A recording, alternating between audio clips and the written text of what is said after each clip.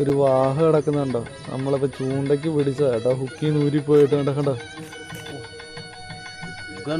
അടിപൊളി ഓർമ്മയായിരുന്നു.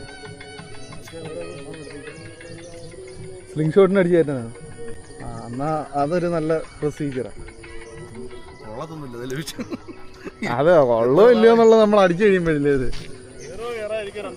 അതെ, ആദ്യം അടിക്കുന്നതിനുള്ളതിനെ പറ്റി ചിന്തിക്കും. പൊക്കത്തിലായതുകൊണ്ടുള്ള പ്രശ്നം ഇതൊന്ന് ഊരിപ്പോയതാ.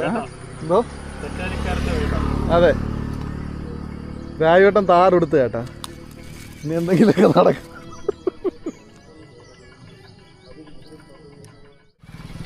പോവൂ. അയ്യോ, ഓ പിടയ്ക്കല്ലടാ, പോയടാ. അവൻ ആയുസുണ്ട്. എന്താ ചെയ്യലേ, എല്ലാം ഓക്കെ.